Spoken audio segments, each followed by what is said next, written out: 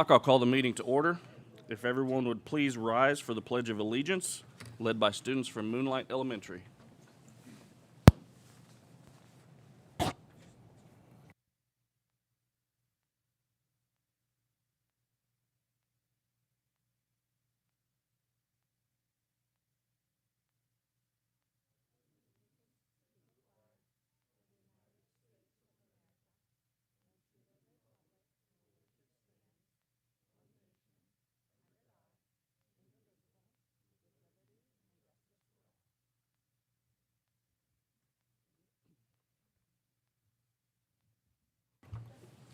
One point three, approval of agenda. Make a motion to approve. I'll second.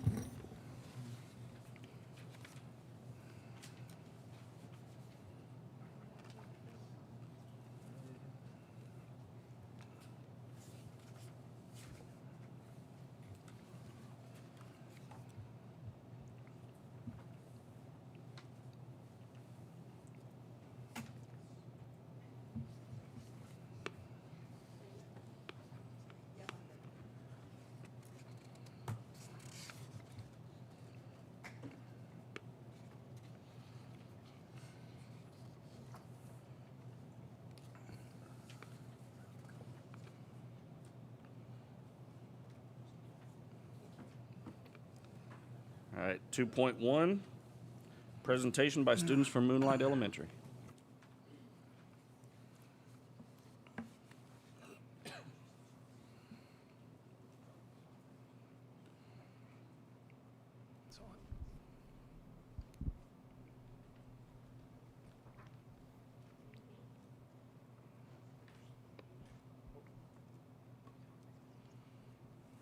Good evening. Okay, you can hear me. Okay, I'm gonna let you guys go ahead and stand up. There you go. All right, I'm Katie Beach. I'm the principal at Moonlight Elementary, and we are excited because tonight we have two of our favorite students from Moonlight who are going to be presenting to you about their individual BIS success plans that they have in place and talking to you about how these plans have been helping them grow into some amazing role models at Moonlight. So I'm gonna go ahead and turn it over to these ladies and let them introduce themselves. I am Mrs. Benia. I'm a first grade teacher over at Moonlight. I am Trisha Waters, and I am the school counselor at Moonlight Elementary. So for these success plans, a success plan is used to help students be more successful at school. These plans are created to create predictability, accountability, and consistency. So the plans are made with the students so that way they can be more successful during our school days. And they're here to share a little bit about how these plans are helping them be more successful at school.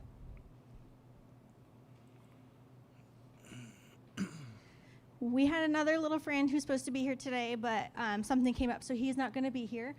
I just wanted to talk about what he's doing as well. And one of his goals is to do things quickly and exactly the first time asked, and to help just make him feel more important at school and help him feel more accepted. He is doing contributions with his BIS plan, and he's helping our counselor, or not our counselor, our custodian, Mr. Gary, out by helping clean up the lunchrooms after school and then, or after lunches. And then he also helps our PE teacher with kindergarten PE at the end of the day. And then we have some other ones here that are going to share.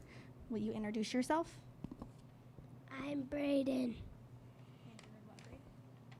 First grade. Second grade. All right, Braden. And what is your goal for life that you're working on? I can make good choices when I am mad. I am angry. And can do something when I don't want to. And who are some of the coaches that help you out at school? Miss Hogan, the math teacher. Miss Bonilla, my first grade teacher from last year. Mr. Amos, my PE teacher.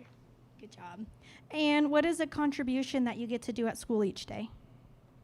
I get to help Mr. Amos, the PE teacher, set up the gym in the morning. Great job, Braden. So I'm going to come over here And you can introduce yourself. Hi, my name is Madison McCarley. I'm a fourth grader in Miss Miller's class at Moonlight. And what is your contribution that you get to make at school? I can make good choices even if I have an overwhelming feeling. Good job. And a contribution you get to do. I go to a second grade classroom to help students learn their sight words each day. And how has your BIST plan helped you be successful at school? It has helped me look forward to going to school because I know people need my help. My teachers and my parents, I'm proud of myself too. We're very proud of these two up here. Very proud. So the BIST skill-based coaching, it provides daily adult check-ins with students, and they practice new skills, new behaviors and skills, and they assess emotions, and they work on problem solving. So the goal for the skill-based coaching is to develop a sense of belonging for the students, and that increases relationships in the building by the coaching, for the coaching. And then it practices the students with replacement skills, so with the negative ones. So it helps them assess their own emotions, and it also helps the students to problem solve. And it teaches the students empowerment by making appropriate choices. And most importantly, it takes accountability for their actions. Okay, and then I get to wrap up just by sharing some of the positive ways that BIST has impacted our building, kind of just those overall things. If you look up there, obviously the easy one to point out is that our office referrals are down because we have so many kids who are doing positive things at school and have these things in place to help them. The other one is great language that's being used consistently by every building staff member when we're talking with kids and helping them process. One of my favorite ones is that we have 100% percentage rate of our staff who has volunteered or is willing to jump in and be a BIST coach to some of our students, or have them come and volunteer to do some of their contributions in their classroom. You heard some of them talk about how the PE teacher is working with them, how our custodian has them doing a job. So these kids are getting to build connections with other staff members and feeling that sense of belonging other than just their classroom teacher. And then just overall, the whole building has just kind of a re-energized energy in the building, a very positive feeling across the whole building between students, staff, parents. It's been a really neat thing to see happen. And this is actually our second year. We were early adopters at Moonlight, and so this is our second full year of having the whole building be a part of BIST. So it's rolling really well, and I could not be more proud of these two students that are standing up here in front of you.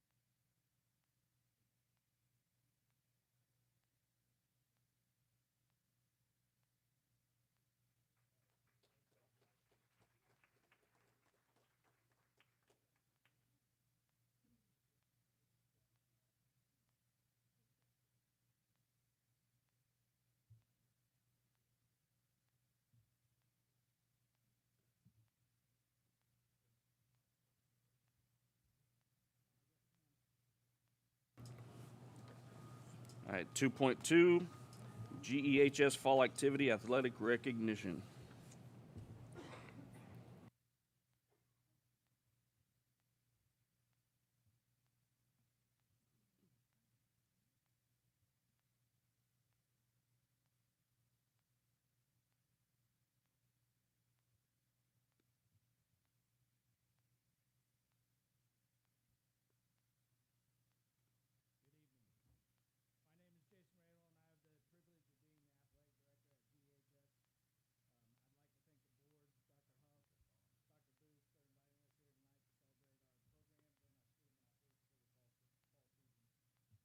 it off? Oh, sorry. I'm going to start with Unified Bowling. This year, Unified Bowling had its most exciting season yet. The program has grown from 1 team to 3 teams in 1 year. The peer support was the best that we've had, and 2 of our freshmen are already recruiting their younger siblings to help out in the future. They're really excited about all the returning bowlers for the future seasons. Volleyball. We have Amelia here with us tonight. She's the only athlete that was able to make it tonight, but our varsity volleyball finished with a record of 26-11. It's the best since 2019. They earned second place at the Baldwin and DeSoto tournaments this year. We have multiple athletes who received all-league honors.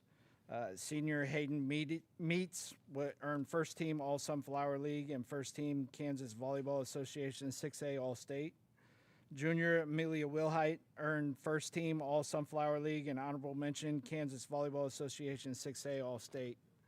Charlie Lattiman and Bella Garcia were named to the second team All-League, and Ella Schutte and Reese Sheffer received honorable mention All-League.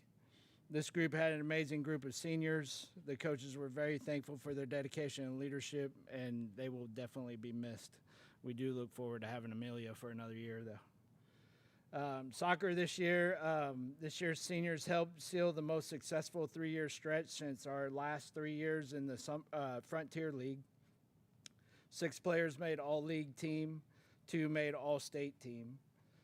All-league honors included first team Alonzo Garcia, second team Ricardo Garcia, Jack Seifert, honorable mention Arden Sarithasak, Gerardo Acuna Soto, and Rudy Taylor. All-state honors went to second team Ricardo Garcia and Alonzo Garcia.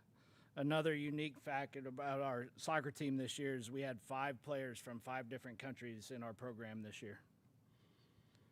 The girls golf team had a strong season, averaging their lowest team score since 2019. We sent a player to state for the second year in a row. Mackenzie Blank competed at the state tournament as a sophomore and shot one of her best rounds of the season. We returned 2 varsity players next season and graduated a very strong senior class. Girls and boys cross country had a fantastic season with 78 runners out for cross country this year. The girls team put it all together at the Gans Classic and placed first out of 38 teams this year at a nationally famous meet. Struggling with injury and the top runner getting sick 2 days before regionals, the girls fell short of making the state tournament this year. The boys had a stellar season and ran their best meet to get out of the brutal 6A regional that our athletes compete in. The boys were regional champions this season, the second time this has happened in 6A for the Trailblazer boys. The boys went to state to finish 7th overall in 6A as a team. Senior Cade Halton was 3rd place in 6A at the state tournament. He finished his senior year first team All-State, All-Academic, and first team All-Metro Kansas, Missouri. Seniors Cade Halton, Olivia Long, Bryson DeLong, Cooper Payton, and Sarah Harpt all signed collegiate commitments to go on to compete at the next level in cross country. Girls tennis this year was faced with some pretty significant challenges. After graduating 13 seniors last year with 6 of the top 8 players. As the season progressed, the young team began to gain confidence and in the end won 2 quadrangular meets. Words are hard sometimes. And we're very competitive in our regional meet. The team will continue to improve next season as 9 of our top 10 players return and compete for 6 varsity spots. And then there's football. Coach Owen said he couldn't be prouder of the 2025 squad. We lost 17 starters from a state championship team and found our way back into sub-state round with a chance to make it back to the state championship game. Our kids stepped up and competed every night. And our seniors, man, what a way to go out. These young men finished their 3-year varsity careers with a ridiculous 33-5 record. 3 regional titles, 3 sectional crowns, 2 sub-state championships, 1 sub-state runner-up, and most importantly, 2 state championships hanging in the gym forever. That's not just a resume, that's a legacy. That's 4 years of showing up early, staying late, lifting heavier, running harder, and believing in each other. He said, I've been doing this a long time, and I can tell you without hesitation, this senior class is one of the toughest, tightest, most coachable groups I've ever had the privilege to lead. They didn't just represent our school, they raised the standard. Multiple student athletes were named All-League. First team, Sire Padilla and Bennett Van. Second team, Parker Olson and Anthony Lee. Third team, Brett Cassida and Jensen Honey. Honorable mention, Gabe Amarundan. It's close. Landon Sweat, Chase Deaton, Porter Swaim, and Carson McCall. Sire Padilla was also named the 6A Offensive Player of the Year by Sports in Kansas, top 11 in Sports in Kansas, and he was also named a finalist for the Simone Award, which is the best football player in the KC metro area.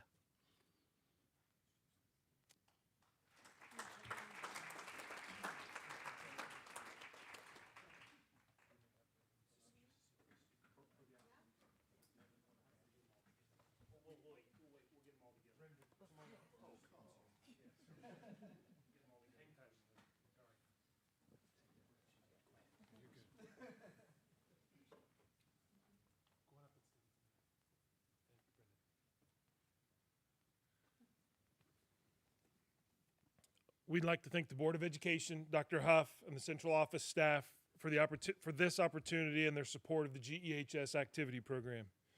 This fall, Educators Rising has competed in their district competition, and the following students have qualified to compete at the state level: Kira Mills, Emilian Anderson, and Elena Herman.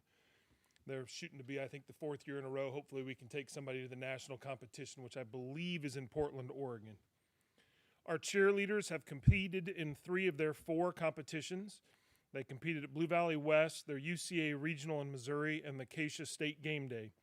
The team is qualified for nationals with both of their routines and finished just short of finals at Game Day. They are preparing for nationals in Orlando in February and are excited to help cheer on our basketball teams this winter.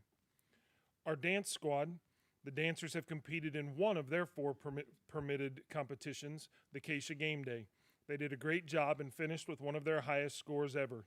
They did not qualify for finals, though, in what is always a very tough division.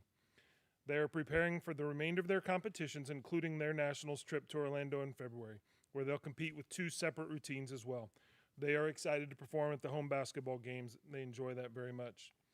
Our theater program has just wrapped up its fall musical, Shrek. They performed 4 shows, as well as hosting Madison Elementary for a morning performance of Act 1, and 2 of our 3 middle schools for a full performance as they toured the high school and ate lunch with us. The show was very good. I hope you were able to catch it. They did a nice job with it.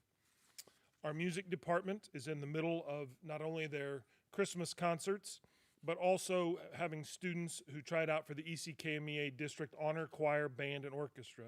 This year, 25 of our choir students were chosen, which is an all-time high for that program. 10 of our band students and 4 of our orchestra students were also chosen. All of those students will then try out for the all-state level coming up in the next couple weeks. Our student council, which is where Brendan comes in. Our student council has had a busy fall. They planned and put on all of our dances and pep assemblies. They also oversee the seniors painting a parking spot in front of the building. This is a new tradition started a year ago. This year, about 55 students chose to participate. If you haven't seen them, it's worth going by to look. They're pretty cool. And once again, they've outdone themselves with those things. One of the coolest things Brendan and his cohorts do with Stuco are some service projects. This past weekend, they collected food and personal hygiene items at Price Chopper in their annual drive to help the Hope Market here in town. They literally collected enough items for Hope Market that it completely filled front to back, top to bottom, a 16-foot covered trailer over the course of the weekend, and received over $600 in cash donations from shoppers in the community, all of which was donated and delivered to Hope Market. All of these items were brought in, I think, by the kids, right? You guys got to deliver that? That's pretty cool. It's a special group of young people, and we're very proud of them. Carrie Keyser and Lacey Hinkler are their sponsors. We also have a Scholars Bowl team, debate team. They're currently in the midst of their seasons, and they will represent us in postseason come January. So thank you. Thank you. Good work, Brendan.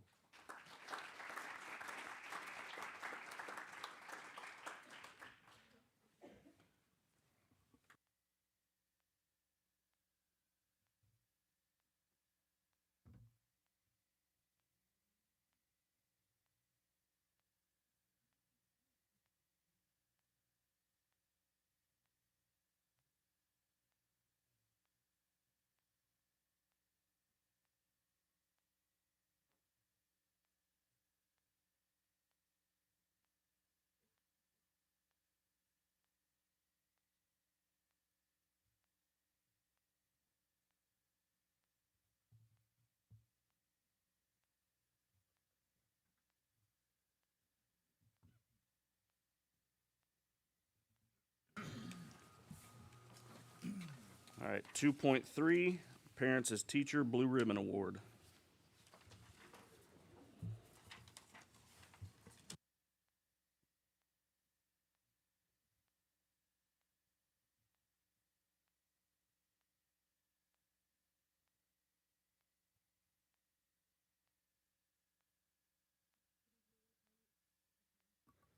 Good evening, I'm Shira Bedell. I am the Early Childhood Special Education Coordinator, and I have the honor of representing all of our early childhood programs in our district. Today, I am excited to recognize our Parents as Teacher Coordinator, Julie Wooten, along with her parent educators, Martha, Becca, Juliana, Cherie, and Amber. I'm really excited to announce that USD 231's Parents as Teachers program has been awarded the Blue Ribbon Affiliate Award. This is one of the highest honors given by the nation's leading evidence-based home visiting program, and it places our program among the very top affiliates across the entire international network. The Blue Ribbon designation comes after a rigorous months-long review that examines the quality, impact, and fidelity of their work with families.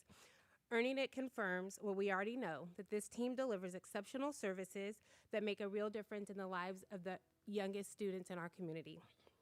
Congratulations to this entire team, and this award is a celebration of your dedication, expertise, and heart. Thanks. Thank you, ladies.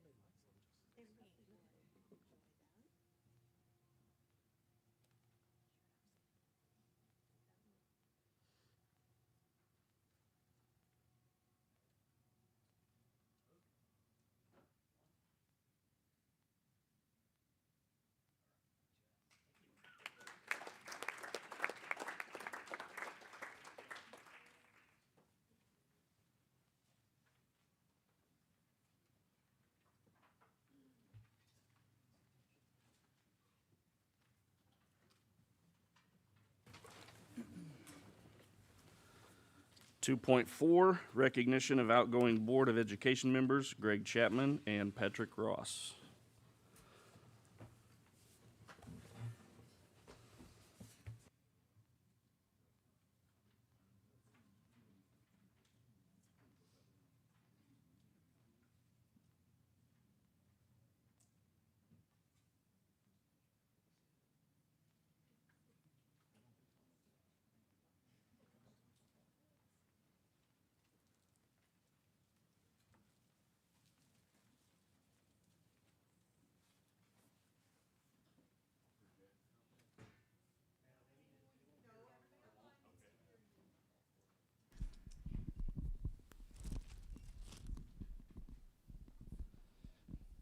All right, Greg, I want to personally thank you for the last 4 years. I think you have 8 years on the Board of Education of Service. The last 4 years, you've become a friend. I've enjoyed working closely with you. You give some great insight and some great ideas that you've given to the district that we move forward with. So thank you very much. I have a couple things for you. That's one, and Dr. Huff has the other.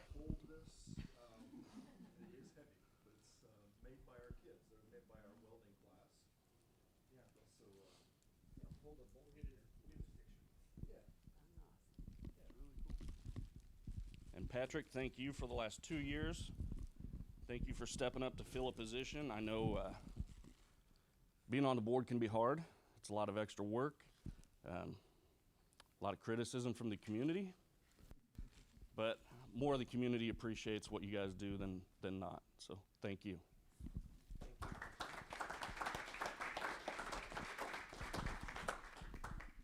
I want to just reiterate the same comments as Tom. One of the things that I'll emphasize a little bit more, though, is that now is a very difficult time to be a board member. There is a lot of attention and a lot of ways to be critical, and it feels like there's not as many folks that use those means to congratulate you and thank you for what you do. It truly feels like a thankless job, and it's more than just the hour on a Monday evening. it's all through the month. It's being a part of difficult things that happen and conversations, and also open to input from the whole public. So thank you, Greg. You've done this for 8 years now. Dedicated a lot of your life to this. And Pat, we appreciate you jumping in and taking care of the last couple of years. And, you know, both of you have made the district better through what you've done for us. So thank you very much.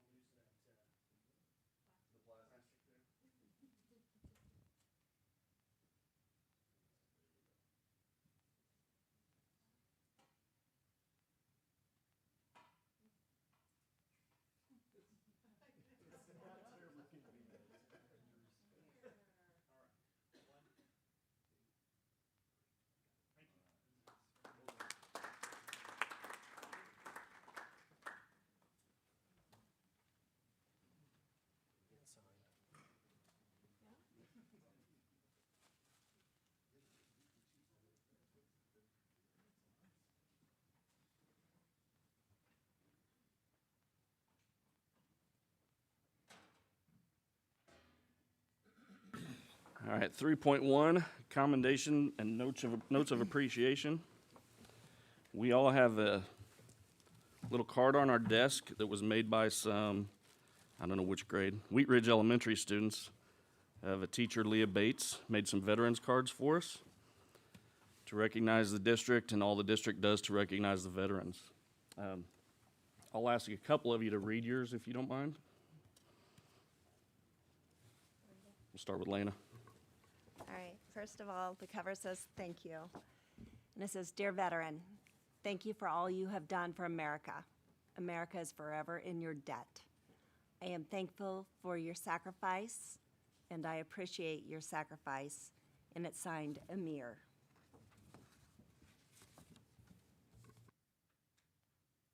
Anybody else?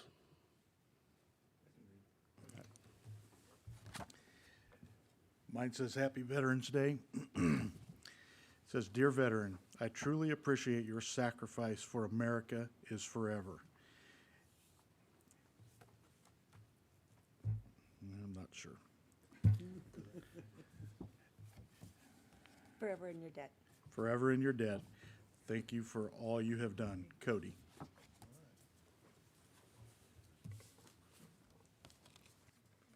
All right, thank you for the cards. And it looks, oh, Pat wants to read it. Dear veteran, I can't thank you enough. I am thankful for your sacrifice. Kelsey. All right, it looks like Jason Radel left a little early. One comment in this card is between the district and the city, you guys put on a great Veterans Assembly. And a comment in the card is suggesting that we live stream it so the lower grades can watch it, the middle school and elementary. Yeah. So maybe something to think about next year.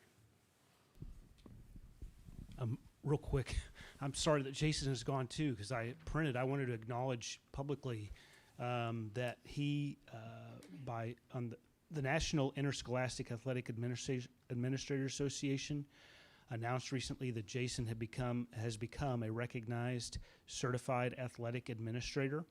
And to earn that distinction, Jason has demonstrated the highest level of knowledge and expertise in the field of interscholastic athletic administration.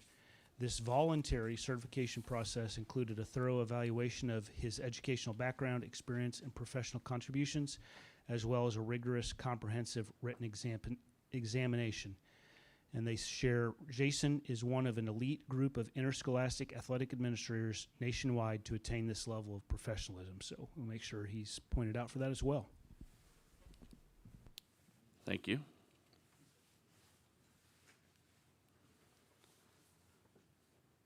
All right, that'll bring us to 4.1, hearing of requests and suggestions of citizens. We have 5 speakers tonight. We will start with Kayla Mohart, followed by Amy Wagner-Texley, and then Carrie Schmidt.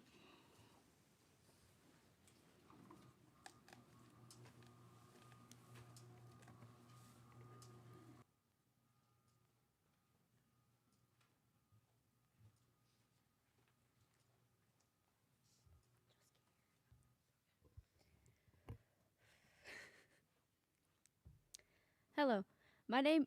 Sorry. Hello, my name is Kayla. I'm a student at Gardner Edgerton High School. Hello, school board, family, students, and teachers, and people at home who are watching. Thank you for taking the time to hear me speak. My name. I'm repeating. I'm very sorry about that. My name is Kayla. I'm a junior at Gardner Edgerton High School. How many of you heard about knitting, crocheting, or even sewing? We, the Fiber Arts Club, do all those things. Our amazing founder, Leslie Ron and Amy Wagner-Texley, lead us and teach us knitting, crocheting, and sewing. This club has so much to offer. Scientists recommend knitting, crocheting, and sewing to help with stress reduction, improve mental health, and enhance cognitive function. It helps me tremendously in my mental health, which has made me into a great leader for the Fiber Arts Club. Currently, I serve as communications liaison for the club, and I am responsible for updating the club classroom page. We would love for volunteers to come teach us some more ways of knitting, crocheting, or sewing. We are also in need of sewing machines, fiber, or ironing boards. If you have any of these things to donate, you can hand them into Gardner Edgerton High School for the front office. Thank you.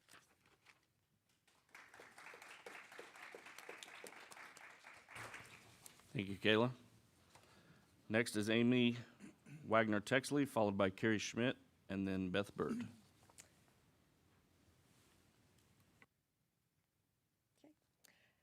Good evening, board members and Gardner community. I'm very thankful for the opportunity to speak to you this evening.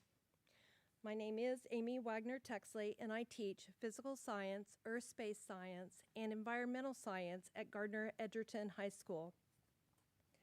This is my third year here, and I'm so appreciative of that time here. Last year, Leslie Ron, it's always Leslie Ron, isn't it?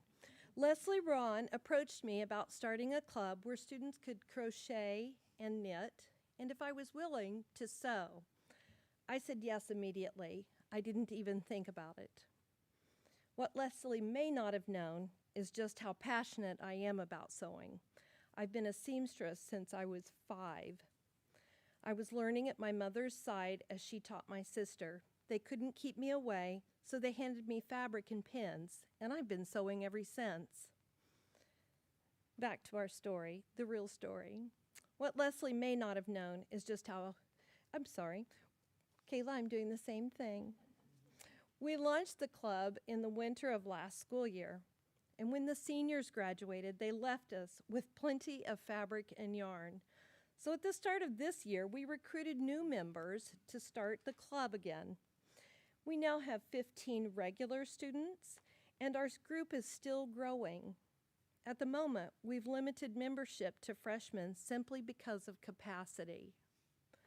That's a great problem to have. This year, our members have learned the basics of sewing by making bookmarks and lanyards, and now we're moving on to pillowcases and pillows. It's great fun. But the true impact of this club isn't just blankets and lanyards or other projects being made. The real value lies in students discovering a lifelong hobby, one they can someday pass on to others. It's creating a sense of community, a safe place where they can try new things, practice patience, develop fine motor skills, and feel the confidence that comes from learning something new. I'm incredibly proud of all of our members. But tonight, I'm especially proud of Kayla, who bravely stepped in a leadership role and spoke to you tonight on behalf of the Fiber Arts Club.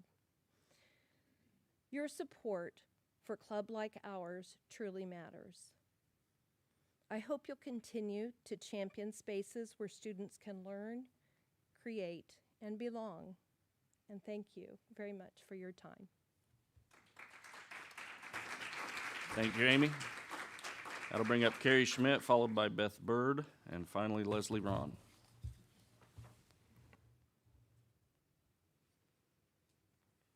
Okay. You know, Dr. Huff, all you had to do was tell me the truth when I asked you if a boy was using the girls' locker room from August to November of 2024. Instead, you chose to play a game with me. Was it fun for you? Based on a rumor I heard, I made another core request last month and asked for information regarding a girl using the boys' locker room. I found several things interesting about the documents I received. One in particular, though, because I should have received it with my core request I made in October about a boy using the girls' locker room. It is dated November 19th, 2024. An admin stated to you, based on the investigation, this was not an instance of a student knowingly violating the district policy and continuing to do so with negative intent. This situation occurred because of a series of assumptions and misunderstandings on both the student and staff behalf. Then you replied to your admin with, work with building admin on how this can be avoided in the future. I need a recommendation on discipline as well. All semester? That is a lot of time for a boy in the girls' locker room.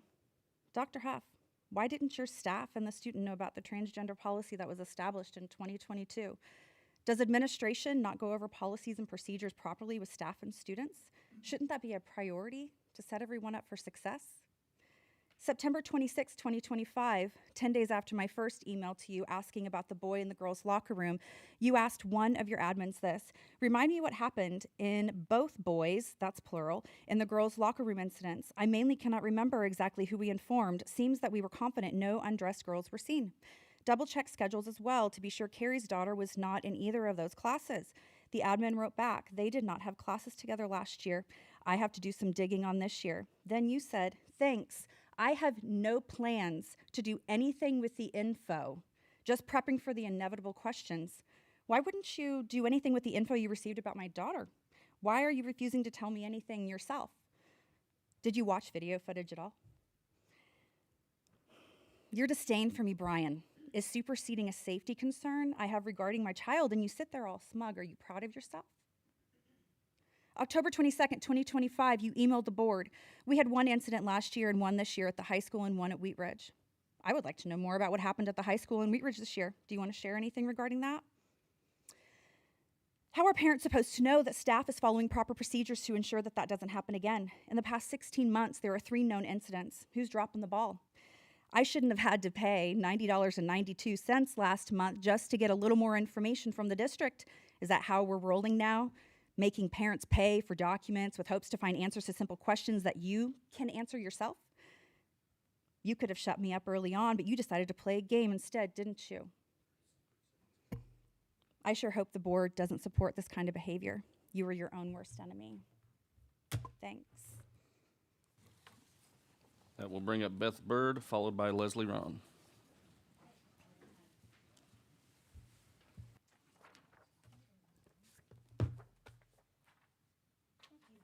Welcome. When you're ready. Hello, my name is Beth Bird, and I'm the librarian at Gardner Edgerton High School.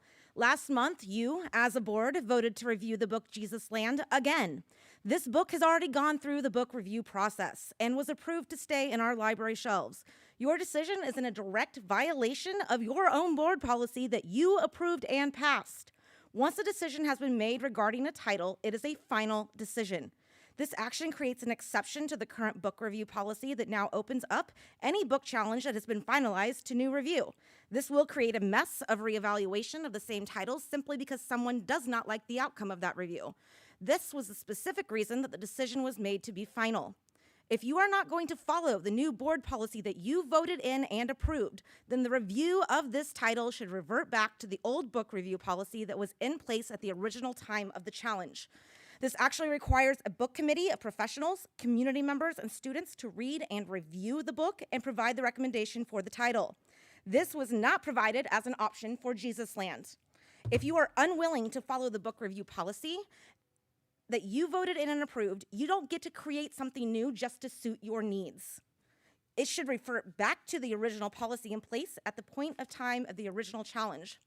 Additionally, it was asked during the last board meeting who put this item on the agenda. No answer was given. I am filing an open records request through Cora to find out who requested this item. There should be transparency in our dealings as a school board and a community. Obviously, it was a big enough issue that somebody thought this book should be reviewed outside of the policy, and that person should own up to their action. In an adjacent matter, I want to address the reasons why this book has been put up for review again outside of the book review policy.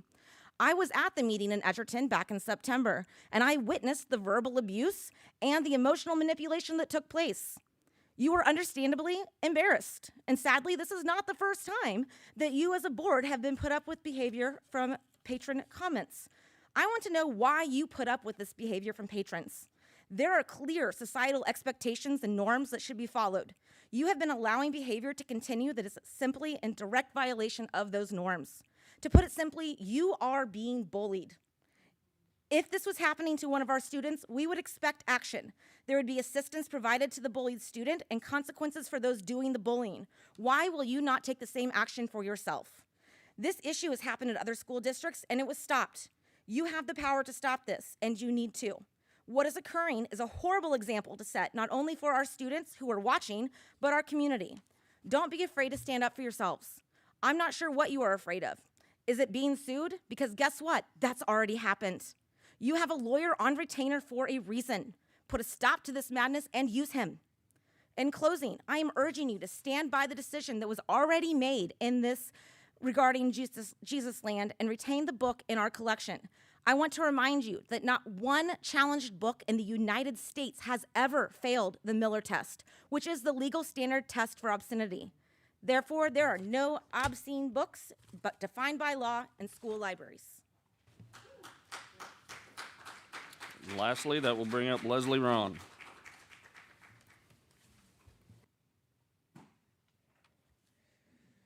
Hello, my name is Leslie Ron. I teach physics. You've heard my name a couple of times tonight. Mostly I teach physics. Today I want to tell you about one of my favorite lessons. It involves this cat. As you know, we're nearing the end of the first semester at GEHS. In my AP Physics 1 class, this means we're wrapping up a unit on energy.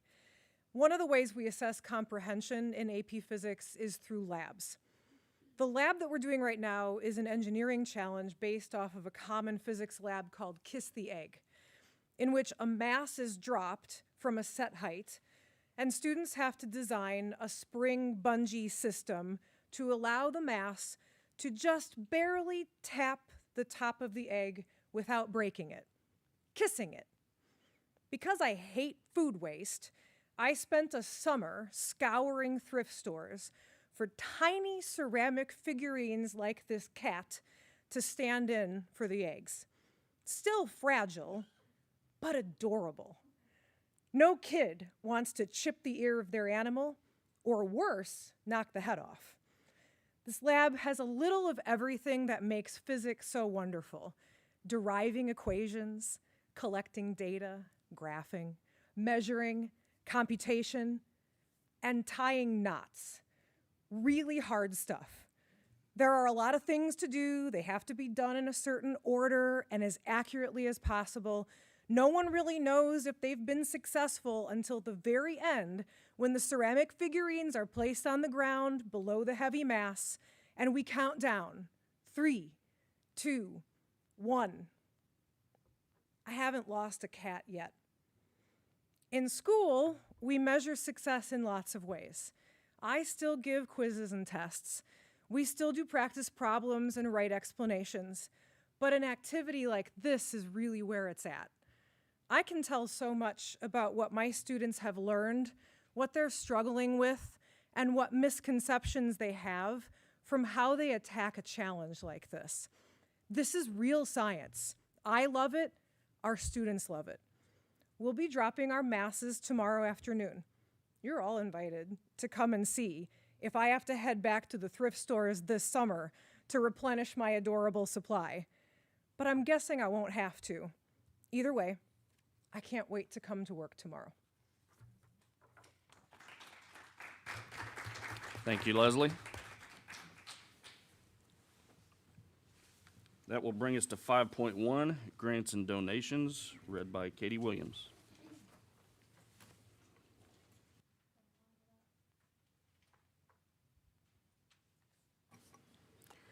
Okay, we have 250 snack cakes donated to Gardner Elementary by Hostess. 7 dozen donuts were donated by Walmart to Sunflower Elementary. $188 was donated by David Herndon, State Bank Commissioner, to Sunflower Elementary. 8 cases of hanging file folders was donated by Mrs. Lamp to Moonlight Elementary. Arvest Bank donated $500 in grant money to Moonlight Elementary. The Bikili family donated classroom materials to Madison Elementary. Price Chopper donated a $100 gift card to Pioneer Ridge Middle School. A $500 grant was donated to Wheat Ridge Middle School by Arvest Bank. A $100 gift card to Walmart was donated anonymously to Gardner Edgerton High School. $300 was donated by Agri-Logistics to the district office to cover delinquent meal accounts. $200 was donated by Jema Zook to cover delinquent meal accounts. $200 was donated by John and Stacy Parks to cover delinquent meal accounts. An estimation of $3,000 was donated by North Point Foundation to provide 30 meals for Thanksgiving: turkey or ham, pie, sides, and 5 large boxes of coats, mittens, gloves, and hats. Norfolk Iron and Metal through GESF donated $2,100 to the district office for a second grade book stipend, totaling $7,188 plus supplies. Thank you, Katie, and thank you to all of our generous donors. That'll bring us to the consent agenda. 6.1, minutes of the regular meeting held on November 10th, 2025. 6.2, financial statements. 6.3, school building activity accounts. 6.4, approval of contracts and purchases. 6.5, memorandum of understanding approvals. 6.6, approval of fiscal year 2025 financial statement audit. 6.7, approval of proposed 2026-27 school district calendar. Approving option A. 6.8, approval of claims. I'd like to make a motion to approve the consent agenda as presented. I'll second. Greg can second.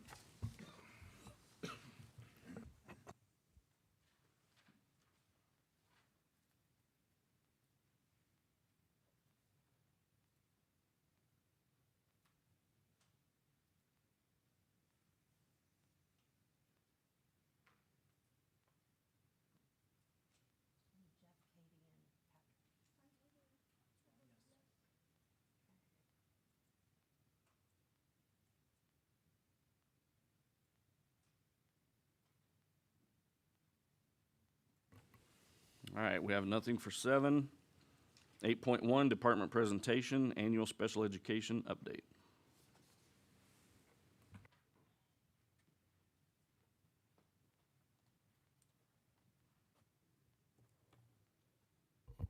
Good evening, Board. I am happy to stand before you tonight and to share about the special education department. I recognize we may not be where we want to be, but I'm also confident in sharing that we are in a much stronger and stable position than where we were 4 years ago when I stood before you for the first time.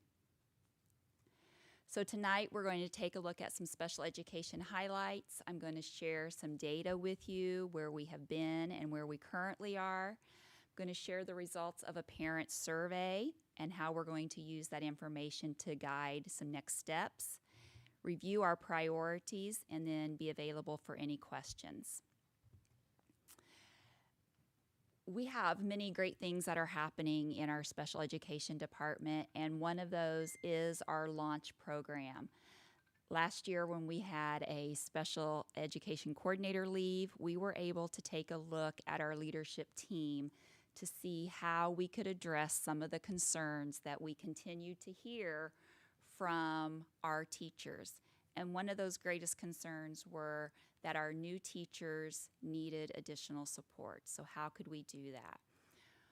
We decided to rearrange some things and to hire an instructional coordinator, and that is Janice Olds, and she oversees our launch program. Janice has a caseload of about 15 teachers that she serves, and those are teachers that are new to the district or teachers that are on alternative licensure and teachers who may have just been recognized as needing some additional support. So we are happy that we're able to provide that additional support in addition to the district mentoring program that many of our teachers participate in. I'm also proud to share our EDGE, our newsletter that goes out monthly to all special education staff members. Another area that we have heard from our staff is communication. So this gives us the opportunity to share out information, and they know to look for this every month. So it is a combination of myself, the coordinators, the behavior team, our MIS manager. We also recognize a certified staff member or team along with a classified class member, team member or team. So there's a lot of information. We share some additional guidance, and we share important dates that the staff needs to be aware of. Shira Bedell, who was up here earlier, she oversees the special EDGE and makes sure that it's all together and goes out. I'm going to share some data with you, but another highlight is we are coming off of our highest retention rate for the 24-25 school year for our certified staff members, and you'll see that data in just a few minutes. We also have our lowest number of para vacancies that we've had in over 5 years. We don't like to see vacancies, but we know that is a reality that we live in. We are fortunate that we have 2 behavior specialists in our district, and this year we were able to hire 3 RBTs, which are registered behavior technicians. They work alongside our behavior specialist and are able to provide additional supports. This year, I remember a few years ago when I was up here talking about our open office hours that we offered for staff, Katie thought that it was open office hours for parents. So we took that opportunity this year to have open office hours for parents. We offered it once in October, and we're going to be offering it again in February. And you'll see in our survey how we came about that. But we had 1 parent participate in October, and that may not sound like a lot, but it was a parent that we had never heard from before. And we gave the opportunity for it to be in person or virtual, and this parent connected with us virtually. So it gives the parents an opportunity for question and answer time where all the leadership team is available. So we were excited. We're going to do more advertising of the second time that we're going to do it in February, so we hope to get more. But we were happy just to have the 1 this time. We've already recognized our parents as teachers this evening, so we're very proud of them and all the work that they put in. And then this year, our SPED Advisory Committee, they hosted the 3rd annual resource fair. And this year, a great addition to our resource fair was a special place designed for children so that the parents could participate and visit with the vendors and not have to worry about where their students were or who were watching them. So now we're going to get into the data that I was talking about. And the first one here is our certified retention rate for the last 5 years. So you can see last year we had 22 certified staff members that left us. And that includes individuals that retire, whose spouse may be, changing jobs, or where it just may not be a good fit. So we had 22 leaving us. That was 18.5, and our retention rate was 82%. Again, we do not like to see resignations, but that is a reality in the field of education. Here is some data. We've been asked multiple times for some data on our paraprofessionals, and we were able to get all of this put together with the help of HR. So you can see for the 24-25 school year, we had 2,206 paras, with 52 of them leaving. So we had 75% of our paras retained. So we were excited about that. And you can see the other years listed there as well. Here's some additional information on special education and our growth. This shows the December 1 count, and that is where our funding comes from in special education. In 24-25, we were at 1,113. Now you have to remember that that does not include gifted, and those are children who have service minutes on that date, December 1st. The June 30th count includes all children that we have touched in some way in special education for the entire year. And the June 30th number has not been finalized by the state yet, but we are anticipating it to be 1,503. So you have a lot of past data there to show where we are. When I first came 4 years ago, one of the areas that I was tasked with taking a look at was our gifted education. We felt that we were underserving in gifted education, so we started working with our gifted facilitators. We've added a gifted facilitator. We're doing some different things with some screening tools that we have purchased.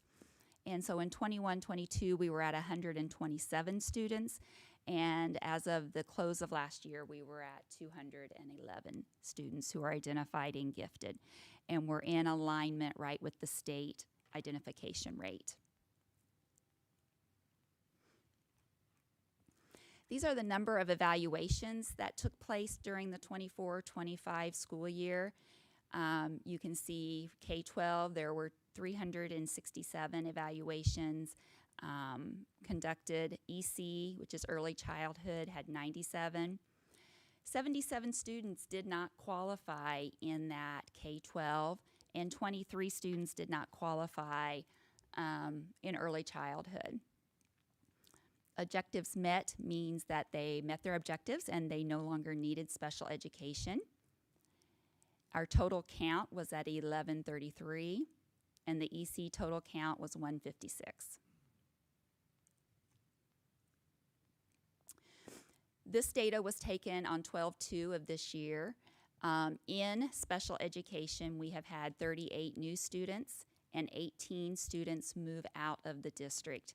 Now, when you see that 358, that means students who are new to the district. This is their first time in the district, so that includes our kindergarten class, our early childhood students. So you can see the breakdown there by grades. So you can see that we are taking in more students than we are losing.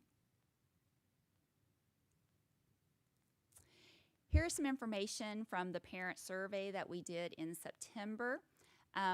We asked our parents if they would be interested in the open office hours, and the majority said maybe. So we went on to explain what that was, and we decided to give it a try, like I said, and we're going to do it again in February. We asked the parents what format, and overall, we decided to do it both in person and offer the Google Meet. We wanted to know what time of day, and more than 50% wanted early evening, 3:30 to 5:30, so that's when we did it this past time in October. In February, we're going to try the morning time between that 8 to 11 to see if we get a different number. And then we wanted to know if we host parent information or engagement, would they be interested? And so we have a plan to move forward with that also, and I'll share that in a moment. We also asked what barriers might interfere with the parents being able to attend so that we can address any of those barriers. How often would you like the opportunities to be provided? And then what were the topics that you would like to know more about?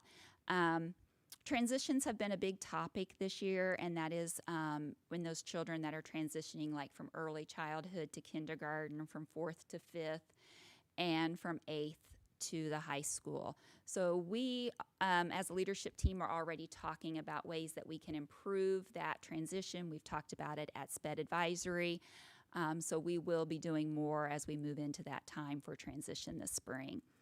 And then, no surprise to us, behavior supports and interventions come in there at the high number also. The next one, we wanted to know what kind of engagement activities the parents would be interested in, and it was holiday and seasonal celebrations came in at the top. So we're already planning to do something in the fall with that information.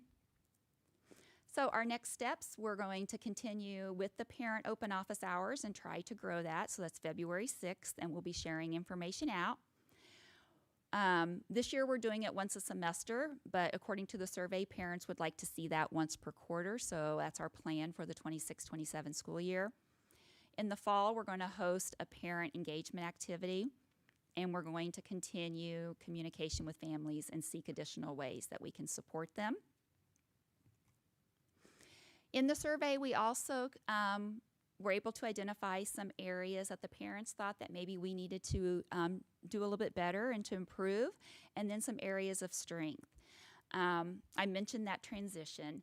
That is something that we are working on, and how can we make that smoother? How can we make sure both teachers, the sending teacher and the receiving teacher, have accurate information? We're continuing to work on our gifted education and our delivery model there. Do we have the delivery model that we want in Gardner, or how can we improve that? We continue as a whole district to look at our retention of both certified and classified. Yes, we're coming off with the highest retention rate, but we can still do better. So we are not giving up there. Parents also thought that better communication between the annual IEP and the grading periods. They would like to see more communication from their case managers, so we're talking to case managers about that. And how can we work with our general education staff to understand special education better? As we all know, we have amazing teachers and staff, and our parents recognize that here from the survey. They were pleased with our resources, our inclusiveness. They felt that our communication and listening to them, that they were heard when they shared information with us. And they also felt that our staff was available. Our department priorities for this year, we continue to strive to improve our communication and transparency. We are working on our professional development for our staff to make sure it's meaningful. We're taking their feedback, and we're making sure that we have appropriate opportunities for our paraprofessionals. We continue to recruit and retain the best staff possible. We provide clear direction and clear department vision. We're working to improve our timely and accurate, which is a state report, and we are showing growth on that.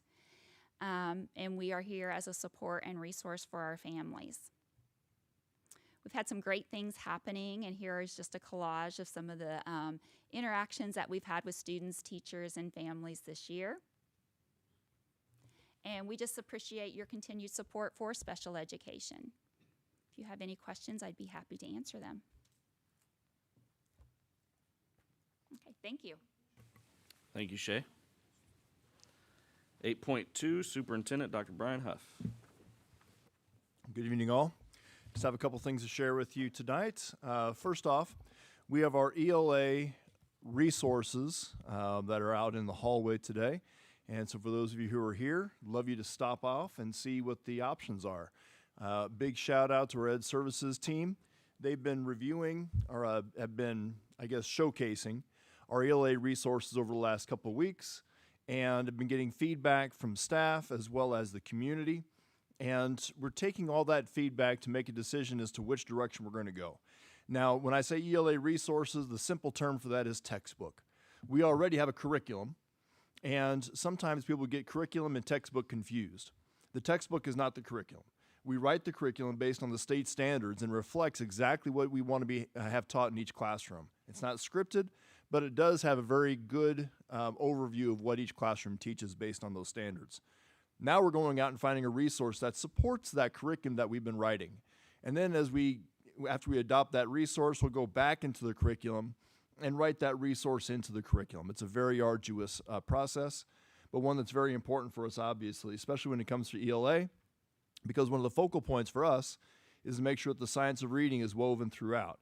We believe that the most important skills that kids walk away from us with are the abilities to read and communicate in general, so writing, speaking, and for me, it's argumentation as well, and I've already talked about that quite a bit with this group. So big thanks to the Ed Services team for doing that, and if you have a chance tonight, peruse what we have out there in the hall. Also, we had for the first time, I believe in our district's history, a late start this last week, almost a week ago today. It was a late start. It was snow. There was chaos to an extent, but for the most part, it went very smoothly. And we did get some feedback on how we can modify it a little bit. But by and large, we had pretty good feedback. Parents liked the fact that their kids were able to go in. And I wanted to tell you just a little bit about my thinking around this sort of a decision to go to a late start. What we want to do if we're going to have a late start, it needs to be a day where there's going to be a substantial improvement in conditions from the time school would regularly start until when it actually starts. And so for this day, that Tuesday after the snow day, I got out at 6:30 that morning. Roads were snow-packed and a bit slick. By the time we had most of the traffic at 9:30, roads were wet. That's why we did this. Not for the substantial change in the weather necessarily that day, but as you know, the sun gets out, the salt starts to work a little bit, people have a little bit more opportunity to clear the roads. It gives our parents and our buses and our students a little bit easier time getting into school. And it allows us to not just cancel the entire day. Much of the metro did cancel the entire day on Tuesday. So we'll continue to refine that process, but we do think this is going to be a nice little tool in our toolbox when it comes to bad weather days. So any questions on that in the future, I'd encourage you to talk to your principal of your kid's school, and they'll be able to help you out a little bit with what this might look like. So thank you very much, President. Thank you, Dr. Huff. 8.3, comments by Board of Education.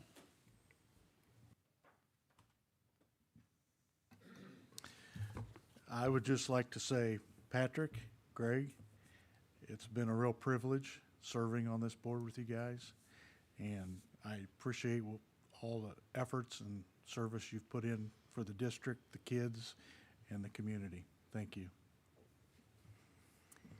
I'd like to also follow up on that. Patrick, you stepped in, we had an open position, you saw a need and you filled it.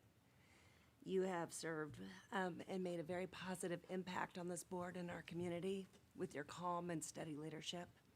So thank you for stepping in when we needed you. We appreciate you. And Greg, you have devoted many years of service to this district. You have been put through good times and bad in your service, but you always kept your head up. And you have been diligent in your dedication to this district, our teachers, and our community. So thank you both. It has truly been an honor. I'll let go and thank both Patrick and Greg. Greg, it's been a lot of years now, so thank you for that time to do that. Patrick, stepping in. It's not an easy thing to do by appointment because it's a different perspective, and stepping in the middle of a thing is not easy to do, so thank you for that.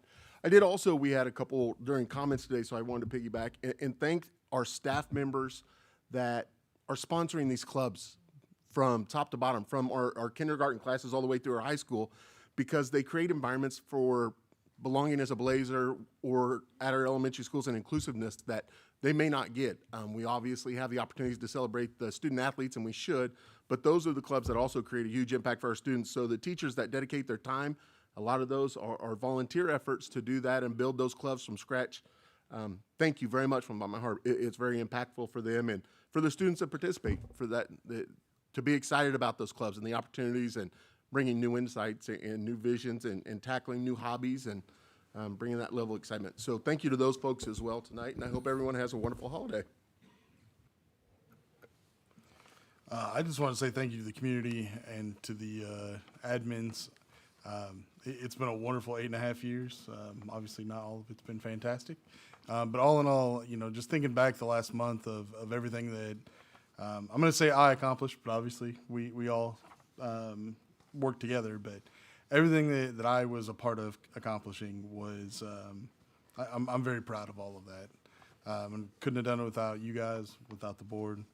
And I do want to echo Heath. You know, I really appreciate all those teachers that spend countless hours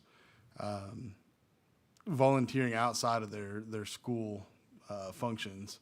And, you know, I've mentioned this to Dr. Huff, but I would love to see us make a award for a character award or something for the teachers that do dedicate hours and hours and hours outside of our school. That, you know, it's not good enough just to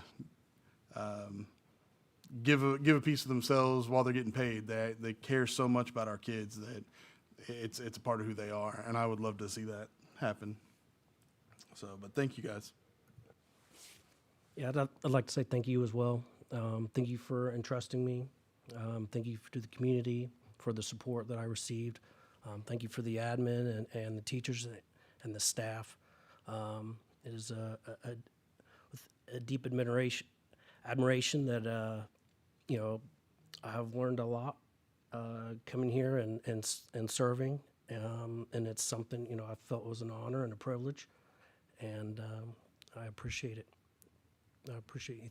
Thank you to the staff and the admin and the teachers of it.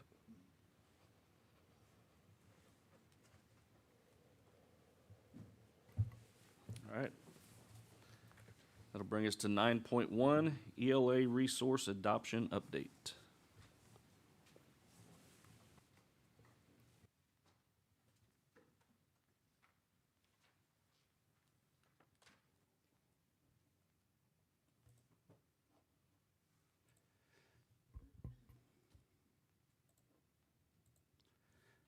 Good evening. Pardon me. I had the chance to stand before you in October and share with you the word I'm going to use as ambitious timeline that we were had implemented to get to the point where we would be able to make a recommendation for ELA resources K through 12 in January. And I'm come back before you today to say that we are at that point. So we are going to meet that timeline. So my goal today is really to make sure that you understand where we are in terms of the progress that we have made and give you a comprehensive overview. And again, this is important because everything that we are doing needs to be grounded in the science of reading with respect to those principles. And there's going to be a lot of financial resources that will be attached to this adoption. But ultimately, we're doing this because it's what's best for our students. And so we want to make sure that we are matching high-quality instructional materials with that curriculum that our teacher writers have created. And my takeaway for you today, for your success criteria, would be that you'd be able to identify at least one specific action that we, as a selection committee, have taken to solicit feedback from either patrons or staff. And lastly, that you'd be able to outline the next step of our process. So again, in October, I came before you with a timeline saying that I would be coming to you in January with a recommendation for elementary, for middle level, and high school resources, and that will be accomplished. And our timeline was divided into 3 parts. Phase 1 was really just all about planning. So part of that plan was to make sure that every building and various stakeholder groups were represented. As part of that stakeholder group, we wanted to make sure that we had curriculum writers that were part of that selection committee as well. I worked with this team for the equivalent right now would be 2 half days of some intentional professional learning around the science of reading, around KSDE alignment practices, and that happened throughout October, and we brought them back together in November to finish that, as well as to preview some resources. And I'll get to that in just a minute. But again, the names that you see on your screen, that comprises the selection committee, and the names that are in blue are the ones that have served at some point in the process as a curriculum writer as well. But again, what's important for you to know is that every building has a minimum of 1 voice represented on this committee. Phase 2 was all about studying. So we wanted teacher input. And so one way that we solicited input from staff was to create a survey with some very targeted questions. We used a Likert scale to help us identify what our teachers' preferences were, as well as their perceived needs and priorities. I gave the selection committee a homework activity that we call What Matters Most. And specifically, it's grounded around 2 questions. In USD 231, what do we want our students to be able to do as readers and writers? And second question, what do we want from instructional materials to achieve that desired goal? So in this activity, the selection committee members came back and we were able to reach consensus around these targeted items. So for our students as readers and writers from K through 12, we identified these common themes. We want students to be able to read at grade level, to be able to have writing skills appropriate for their level, to be engaged in communication. We want them to be thinking critically. And lastly, we want to make sure that there are foundational skills, and that does include high school, foundational skills that are being addressed, K through 12. For the instructional resource materials, there was a consensus that teacher tools need to be part of the program that is purchased, and by teacher tools, we define that as resources that would directly support a teacher's planning and instruction. We wanted there also to be embedded resources, and this distinction is that embedded resource would be there as a support for our students.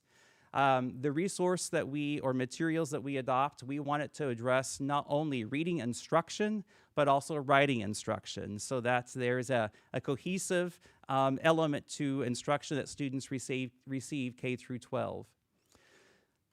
Within just to point out to you, if I'm going to click, I've embedded a hyperlink up here, but we defined this further for what matters most to us.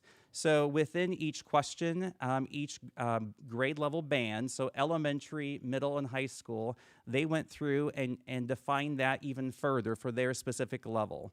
So example, at the high school level for question 1 about being, what do we want our students to be able to do as readers and writers, our high school identified that they want students to have experience reading a range of genres of books. They want students to be able to identify and work with different text structures. They want them to think critically in terms of analyzing text, and lastly, to be able to comprehend that text. And so you'll see some connections between all 3 levels. And then as far as instructional resources, in terms of what we are asking for to make this a reality in all of our classrooms, our middle school, high school, they've identified some very specific things there. What's outlined in bold, for example, at the high school, they said would be their top priority. Middle school they went through the motion to identify some specific resources that they would like to have available both online, but also some graphic organizers and some pre-made materials, so there's less need for teachers to create their own individual resource. And again, our elementary teachers at that level also provided some definition for what they are wanting. And just to share with you, that tool is important because we use that as a supplemental tool when we are evaluating programmed resources. So we look to the science of reading, but then we look to this specific tool as well. This tool has now been shared with all of our prospective vendors, and so they have knowledge of what we are looking for in USD 231, and they will be using that as well as the feedback that we have collected to this point from teachers as part of their presentations later this week on Wednesday and Thursday. So in phase 2, we created a short list of materials. So specifically, this would be the threshold that we were trying to stay within. We wanted to make sure that the resources we brought on this short list to this committee were in use by other Johnson County school districts or under consideration for upcoming cycles. There was one exception, and I will explain why that was an exception when I get to it.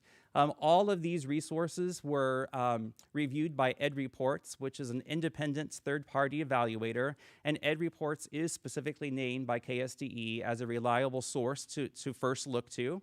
It's also important to note that Ed Reports will give a rating. And there are different rating systems, different colors, but what we brought to our selection committee received the highest rating, so it received 3 greens.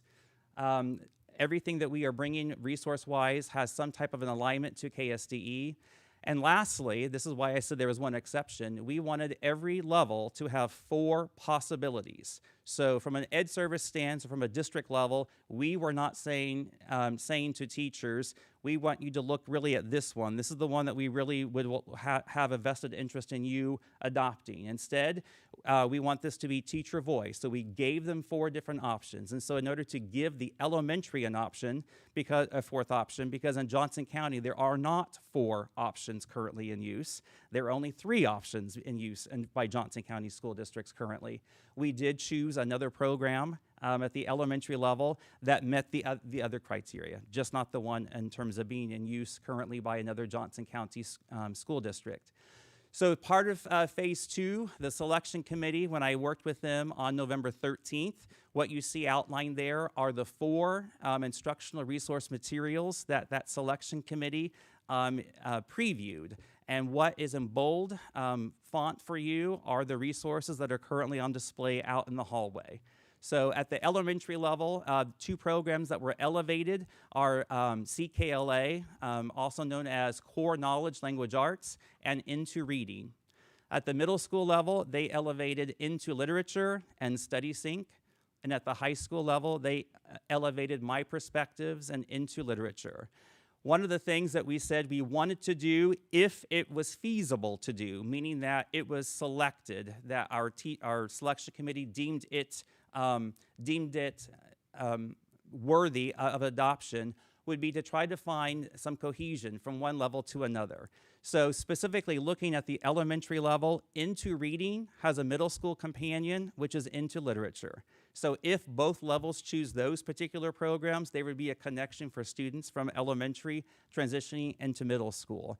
And then at the high school level, I actually typed Into Literature twice there. The high school actually has Study Sync. So Study Sync has an option available for middle school as well as for high school. So if Study Sync is chosen by either or both high school and middle school, then that would be another connection for our students. From the science of reading aspect, our selection committee spent a lot of time looking at, and I gave you the link, but it's the Ed Reports ELA review criteria. Very detailed. It will identify the specifics that we are looking for every level in terms of that science of reading aspect. But again, we matched that up, though, with what matters most in USD 231. And I had every member of the selection committee document for us. We call it an articulation statement. So they've articulated, and it's been conveyed to all teachers and staff how they use teacher input to create the What Matters Most supplemental tool. And they also created an articulation statement to explain why the programs that are highlighted or emphasized in bold font were elevated over others.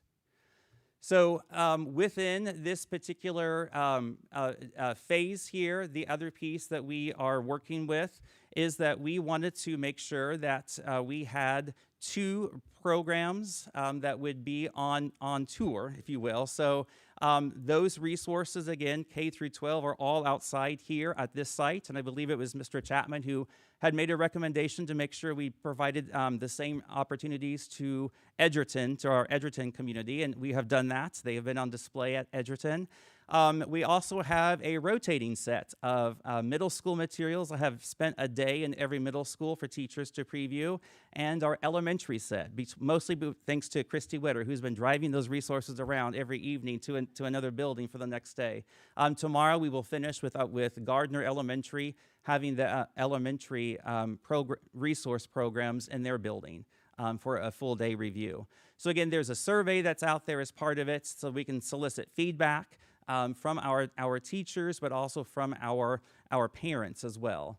So with this particular phase, again, lots of different opportunities, but I will verbalize for you that it's not just during working hours. So we had this building open last Tuesday from 6 to 8, and we had Edgerton open last Thursday from 6 o'clock to 8 o'clock as well. If teachers or other members from the community wanted to come and look at those particular resources. Phase 3 is where we are starting. So we are ready to select the final program or programs. So this week on Wednesday and Thursday, the selection committee members will be with me both days at Pioneer Ridge Middle School. Every publisher that was elevated to this level will be coming back to our district with very personalized presentations for an hour and a half. Additional opportunities for this selection committee to provide opportunities to collaborate, to hear, and communicate their perspective now that they have this in-person demonstration. The goal would be that we are able to make a recommendation prior to leaving for winter break, which I'm confident we would be able to do. So in January, specifically January 12th, with the next board meeting, we would be coming to you with a formalized presentation with the recommended resources, which then would lead to your anticipated approval of those resources at the February 9th board meeting, which would then the very next day trigger some phone calls to those vendors who are awarded the adoption, because our goal, which has been communicated to all vendors, is that we want teacher resource materials in our teachers' hands for the April 27th PD day this school year. So we can have a day this year and continue to offer professional learning over the summer so that teachers are ready to rock and roll, so to speak, at the start of next school year. But going back to my clarity statements, I specifically said that you would be able to identify one action step that we've taken to solicit feedback from our staff and or from our patrons. I open it up to any of you. What's one action that we have taken?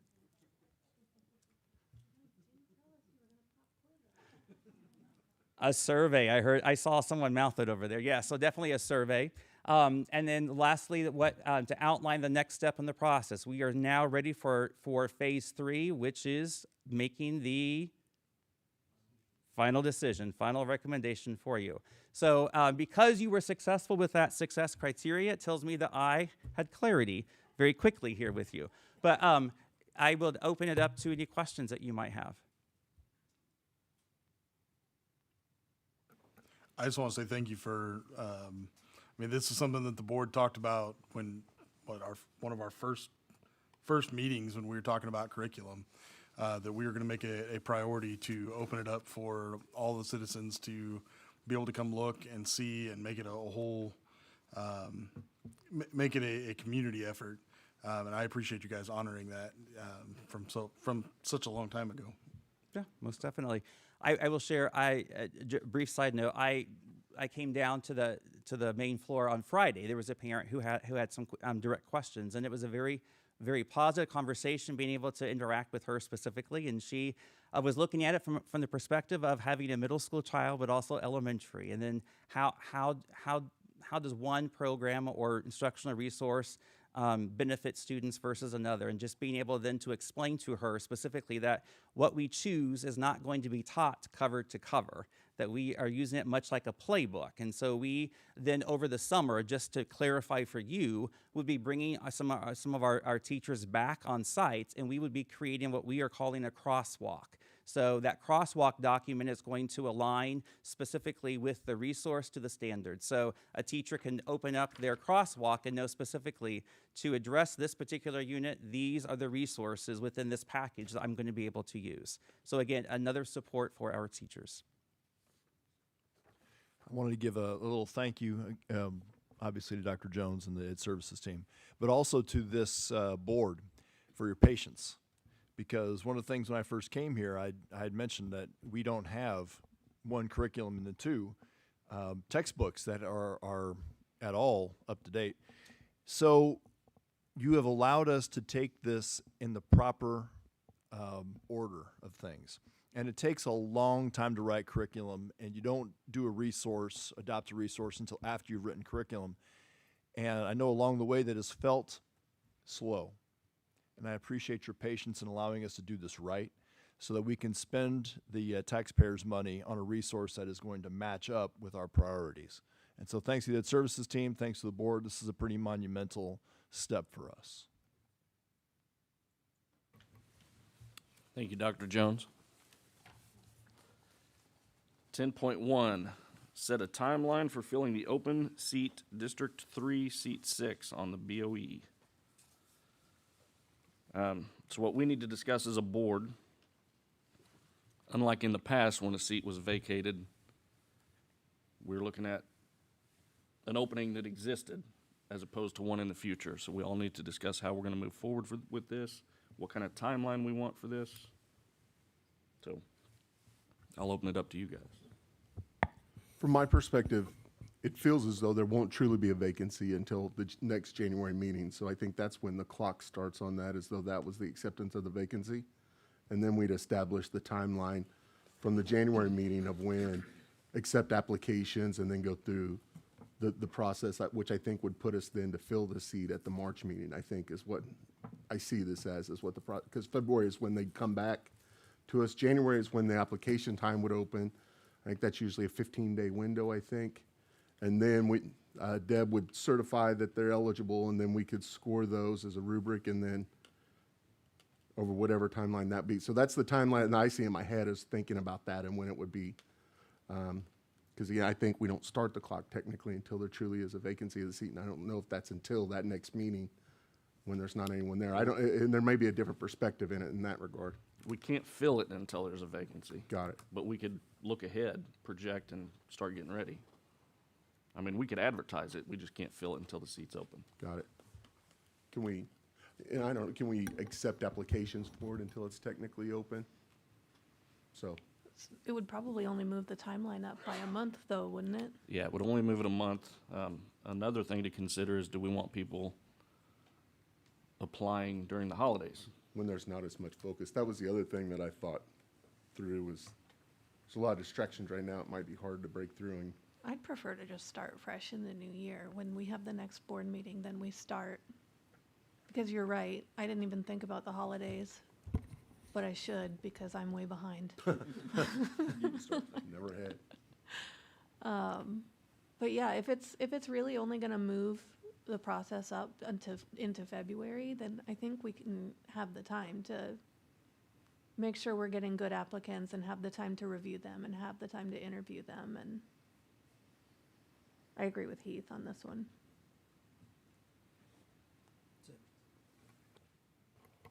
I disagree a little bit there. I think it'd be important to go ahead and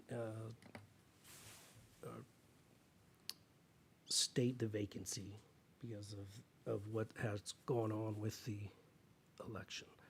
And so I think not being in such a rush to get the applicants, but go ahead and create the vacancy and go ahead and allow more time for applicants to be received. My question is, so if we only have 15 days to accept applicants, do we have that's not right? It's a minimum of 15 days. We just can't A appoint minimum. until You can- after 15. right, you can Okay, so we open can, it- we can take our time Right. in reviewing and interviewing. We don't, Right. they don't expire. Right. Okay. We could even have a 2-month process of an open window. Okay. We just can't, 15 days from the day we announce it is the earliest we could appoint. I misunderstood that, and then you might be right, then it's okay to go ahead and post that there will be and start accepting applications for it and just extend the window for application a little bit. I think we do, personally, I think we should extend the application window through the holidays at the very least. But we could, doesn't hurt anything to open that window now if we're going to extend it that long. I don't, if anyone else feels the same way. Yeah, as long as we have the time to review, because I know I'm not going to be thinking of a whole lot until after the holidays are over, so reviewing the applications is going to be rough until then. But as long as we have that time to make sure we're reviewing and picking out and have the time to interview, then we're good. thoughts? It'll go 2 weeks in the newspaper too. It has to publicly go in the newspaper. Which newspaper does it go to now? Our Johnson County. Johnson County Post. Post that we had selected. Okay. And when would we plan to do the interviews? That's what we're deciding here. What's the timeline? January could be the earliest, but that would put people applying and filling out that questionnaire over the holidays. So we could do the interviews February. Are we doing that at a board meeting or Special meeting. a special meeting? board meeting. It could be a special board meeting. You can do it in a special board meeting or in an open meeting, but it's got to be done in public. So it doesn't have to drag out for multiple months. No. Well, and you guys can also decide on who to interview. Either interview everybody or set up some selection criteria.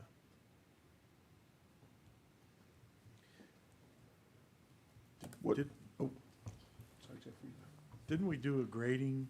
We did something the last time to We narrow it did down. because we had so many applicants, we did a kind of a rubric. We graded them to narrow it down. But then we limited ourselves to 2 candidates. No offense, Patrick. None taken. If we had 20 candidates, I'd like to narrow it down some, but maybe not go down to 2. What I'd like to maybe consider is we set a deadline for the application as the same, like the Friday before our January meeting. And then we can, that night of the January meeting, we can see how many applications there are and then determine if we'd like to use a rubric then to either schedule a special meeting later in January or just use the February meeting to set how many we'd like to interview that night after scoring the rubric. But that, from here, that gives us almost 30 days to accept applications. And then we can decide, if it's only 4, then we can just, all 4 could come. But if it's 18, then we could say we're going to score it using this set of guidelines and invite the 4 that score the best to whatever meeting. I think that might work. I would agree with that timeline. Yeah. Are we comfortable with setting the January, though? Because again, that puts them filling out the application and the questionnaire over the holidays. The meeting won't be until, is it the January I think it's- 12th? Yeah, So that's a couple of weeks. a week after the holidays, I think. Kids would be back in school, so I think at that time, it gives them enough, especially if we're posting fairly quickly. I think that gives them an opportunity to spend the time to do that and even wait until after the holidays if they want to stick a pin in it. So have all applications by January 12th. And then on that date, we decide on a special meeting or February meeting. I'm going to have it before January 12th because I have to get there. Certify it. Yeah. We need. It could be the Friday before. She needs the time to build 12th. the agenda, and so really typically we want something by the Wednesday before a board meeting, so that I can talk to Tom about what's going to make it in the agenda and all that. So I would ask for the Wednesday before. So why don't we have all of the applications in by January 12th, and then we can plan a special meeting the week after? That'll give us a week to review.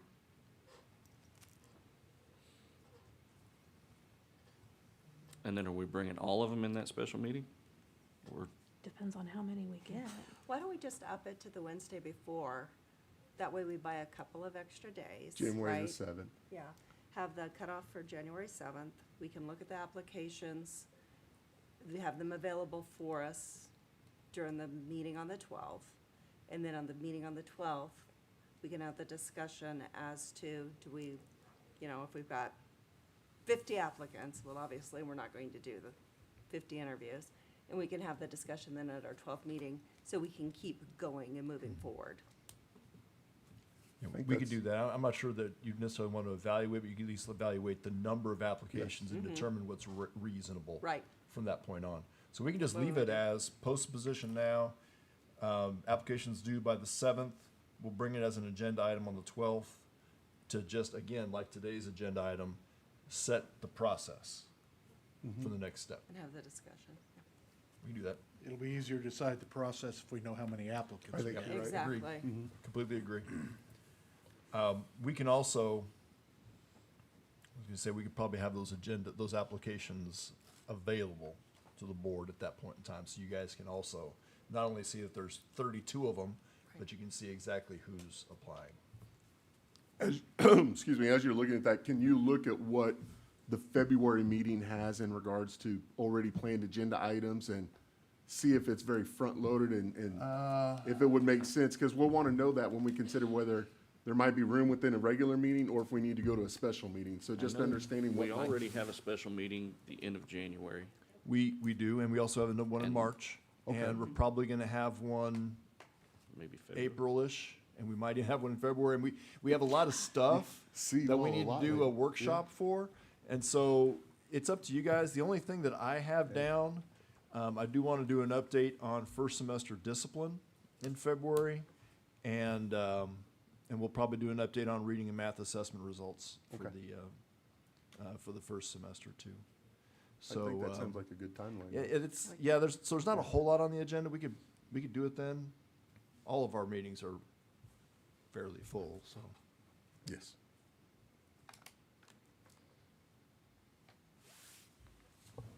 So posting now, applications by January 7th. We review them on the 12th. Great, perfect. And we'll just have this exact agenda item, basically. Okay. The January meeting. That's quick and easy. 10.2 USD 231 legislative platform. All right, very good. This is your final opportunity on this legislative platform.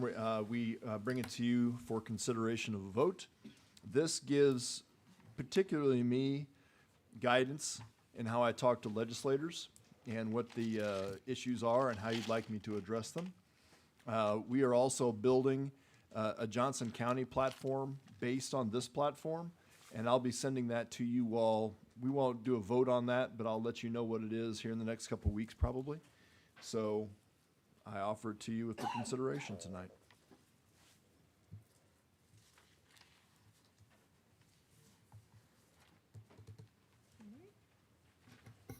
Motion to approve?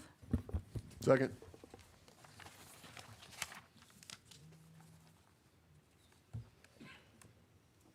I'm still not used to this.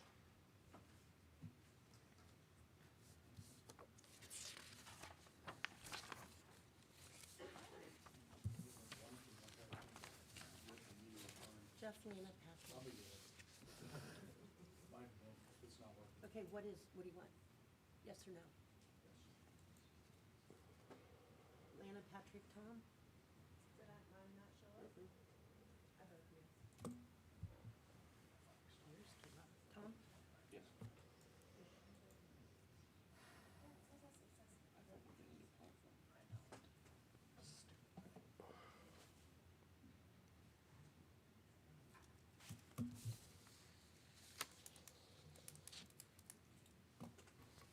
10.3 resource recommendation for Jesus Land. Can assume everybody had time to read it.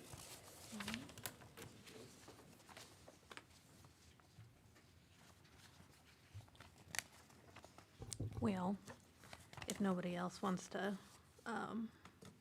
put in their 2 cents first. Guys, I don't have as much fight in me this month as I did last month, so you can take a deep breath of relief there. I read the book.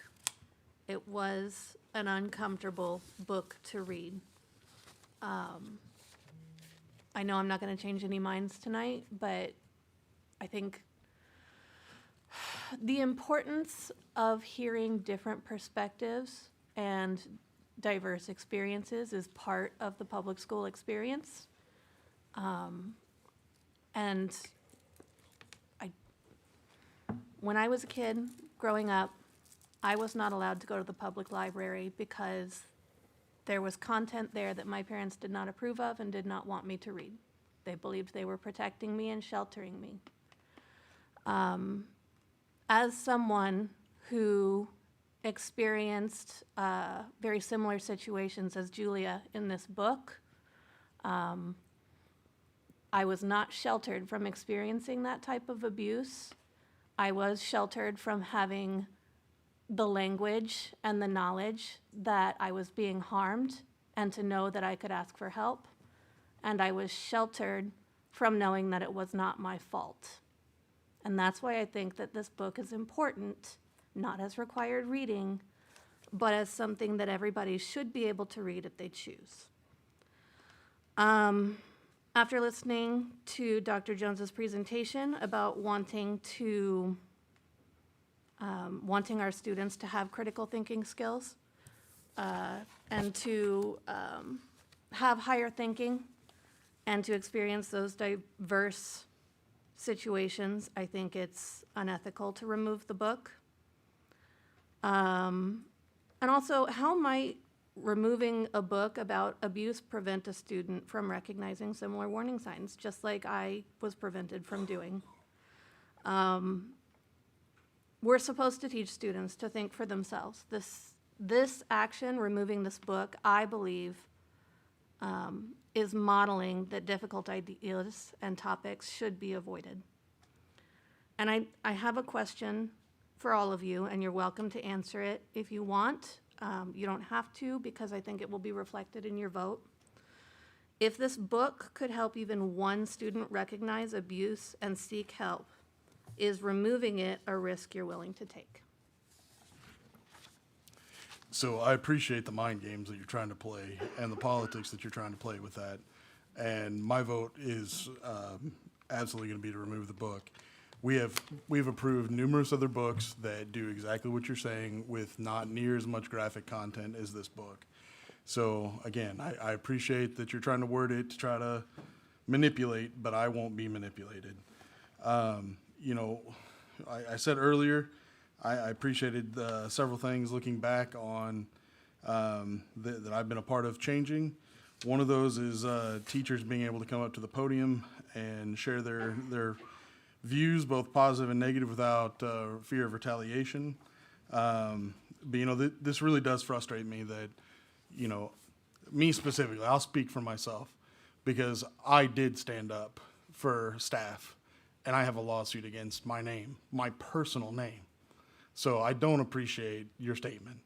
Second off, this policy was made specifically to try to help you.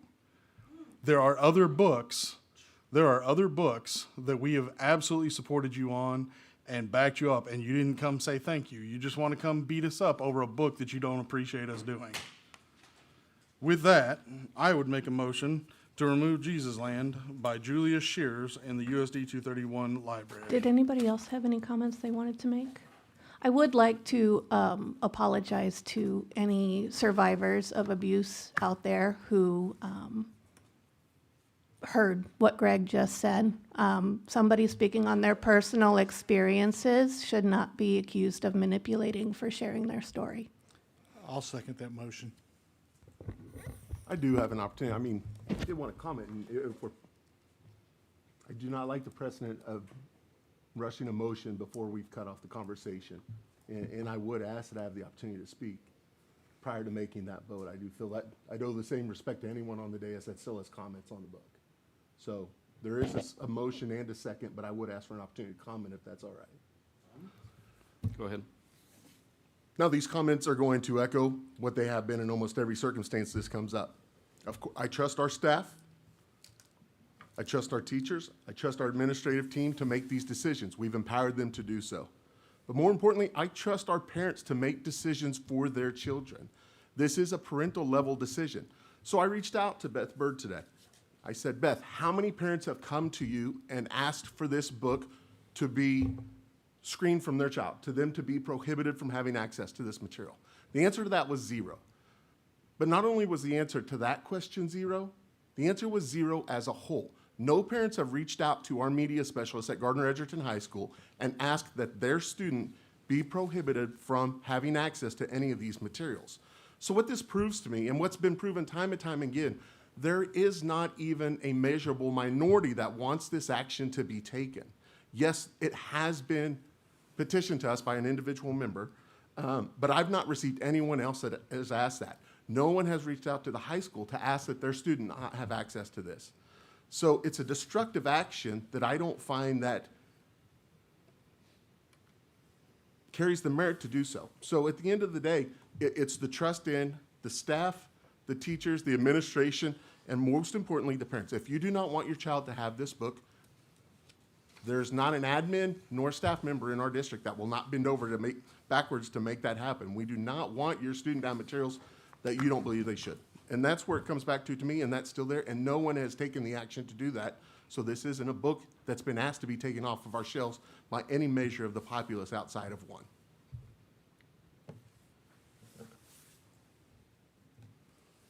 So Katie, I value and agree with your perspective on that, if this can help one student. And I've taken that stance on several of the books that I voted to keep, with two that come to mind. One was America, who was a boy who the book lets you know that he was molested by a foster brother. Mm-hmm. But then he gets counseling. He was a probation officer, I think, goes through counseling, and he gets that help. He finds that avenue to get that help. When I read this book, it was sexual obscenity from front to back, and she never got, I mean, the closest thing to help was her family sent her to an abusive boarding school. There was never no counseling, no help.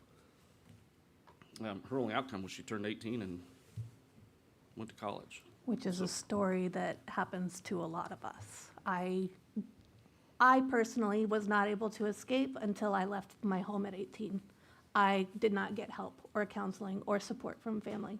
Like this is a very similar, very relatable book that a lot of people relate to, because it doesn't always happen that way. It doesn't always happen in getting counseling. It doesn't always happen that your family believes you. And the author could have built on that. Like, so these kids won't know, like you, they won't know in that instance what that outcome's gonna be. And from this book, they certainly didn't get it. If the author could have built on that of, there is light at the end of the tunnel.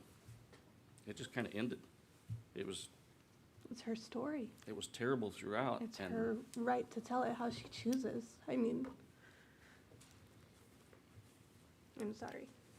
I'm really angry with you, Greg, specifically. I'm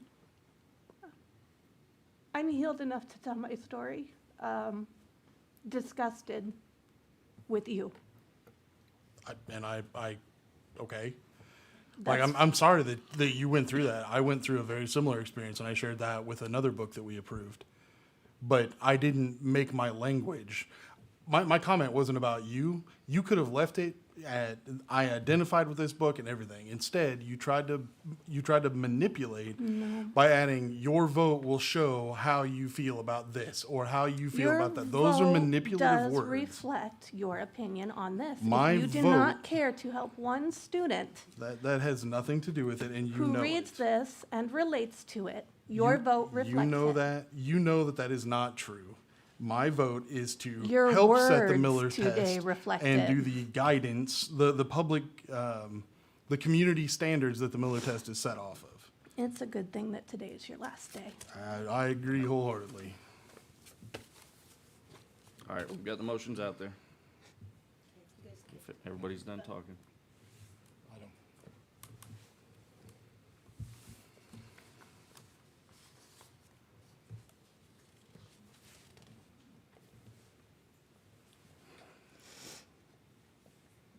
Deb, Jeff, what do you Mike's not. I mean, yes. Yes.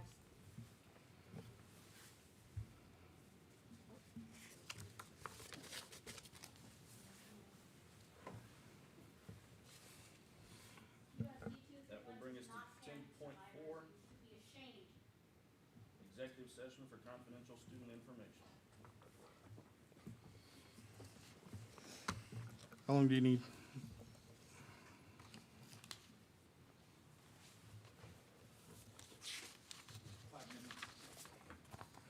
Deb, you can count me a yes. I'm going to take a minute. Okay. Do you want to add time?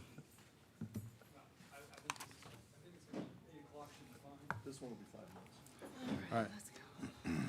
Motion to go into executive session to discuss confidential student information pursuant to the exception relating to actions adversely or favorably affecting a student under coma, and the open meeting will resume in the boardroom at 8 p.m.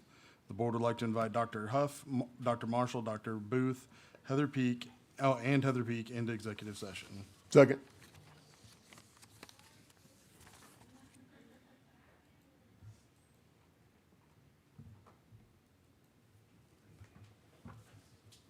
Oh, jeez.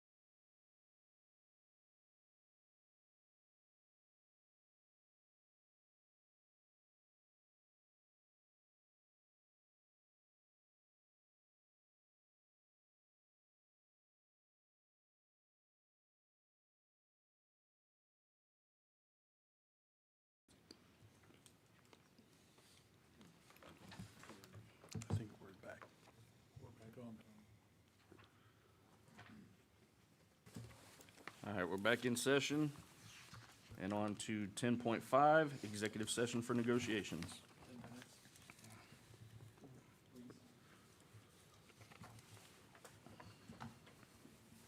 Motion to go into executive session to discuss the board's professional negotiation priorities and parameters with its chief negotiators pursuant to the exception for employer-employee negotiations in Tacoma, and the open meeting will resume in the boardroom at 8:10 p.m. The board would like to invite Dr. Huff, Dr. Marshall, Dr. Booth, Mark Meyer, and Amy Drogenmeyer into executive session.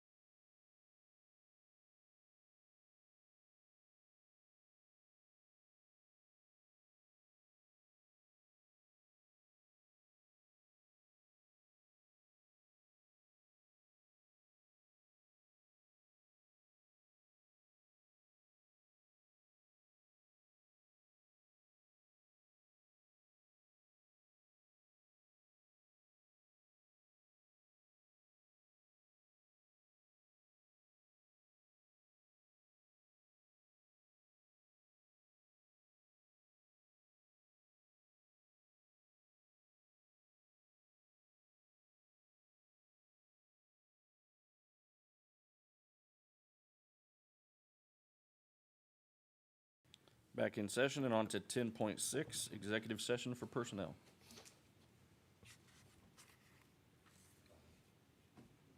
5 minutes. So 20 after? Sure.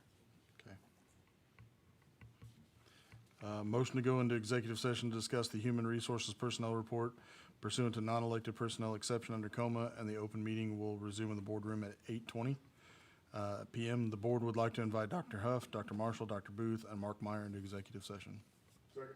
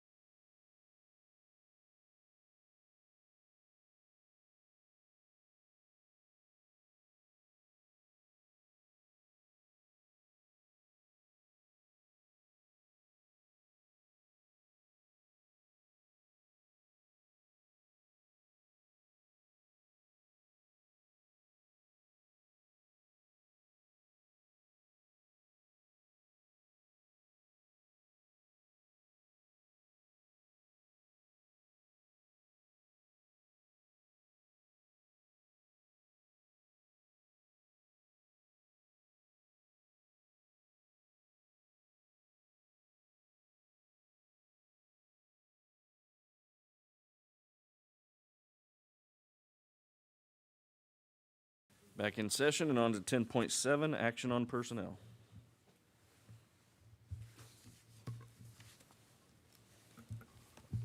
Make a motion to approve. I'll second.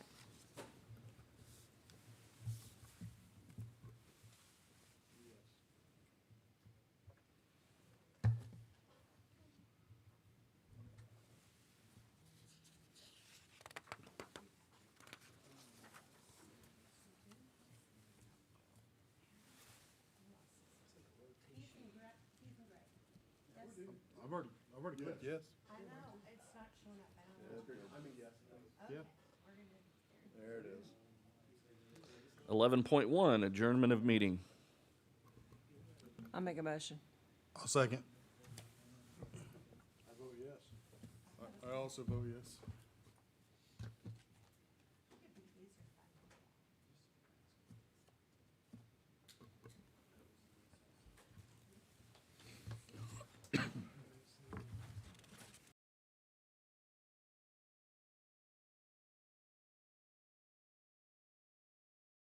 Next regularly scheduled meeting of the Board of Education will be held on Monday, January 12th, 2026, 6 p.m. here in the board office. Thank you. Merry Christmas, everyone. Merry Christmas. Merry Christmas.